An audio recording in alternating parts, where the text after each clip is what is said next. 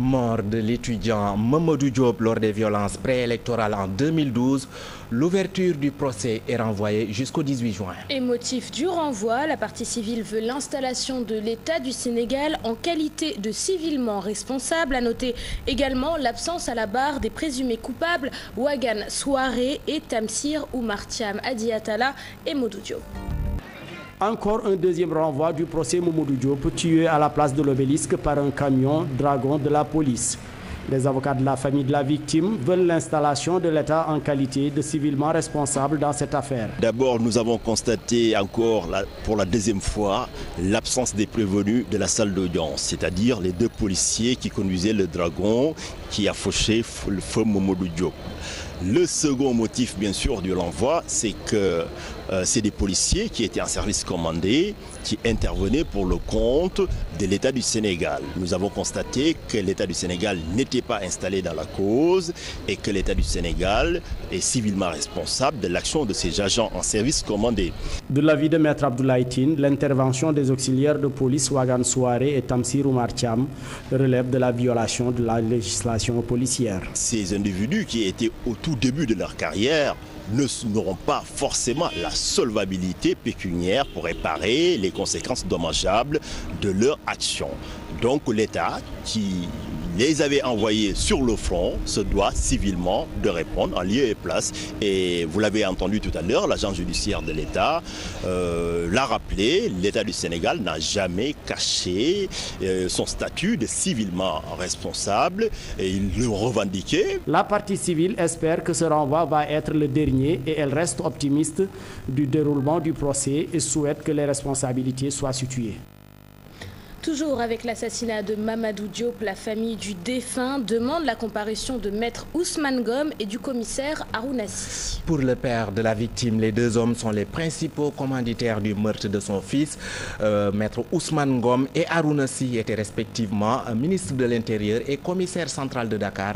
Au moment des faits, nous écoutons Mamadou Diop, le père de la victime, au micro de Hadi Attala. Le procès, bon, je crois que ça se tient normalement. Ce que j'ai à déplorer, c'est, vous savez, les conducteurs, c'est des exécutants. Bien sûr, ce sont eux qui ont commis le crime, qui ont assassiné, mais c'est les commanditaires. Toujours, je persiste. Le commissaire Harouna Sy et Ousmane Ngom ne sont pas entendus et je ne pense pas qu'ils soient entendus par les autorités judiciaires qui ont débuté l'enquête. Et nous parlons de cette plainte contre l'État du Sénégal. La CEDEAO juge recevable la requête du collectif des victimes des manifestations préélectorales de 2012. C'est le 18 mai prochain que l'organisation compte statuer sur ce dossier. Écoutons à ce propos Maître Abdoulaye Tine, avocat de la partie civile. Ces propos sont recueillis par Hadi Attala.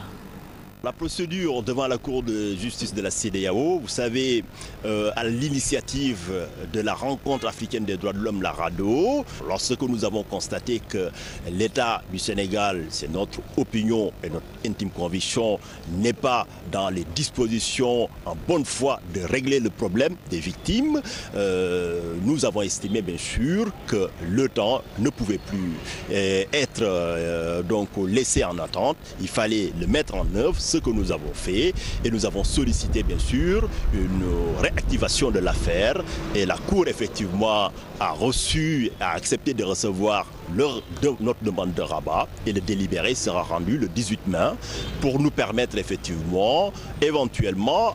Nous avons proposé une date d'audience, c'est le mois de juillet. C'est le mois de juillet prochain. Comme ça nous permettra d'avoir le temps d'organiser le déplacement des familles des victimes sur place devant la Cour pour effectivement obtenir une condamnation de principe de l'État du Sénégal, mais aussi à réparer les conséquences dommageables de l'agissement de ces forces de sécurité qui en 2012 ont violé le droit à la sécurité. Et nous restons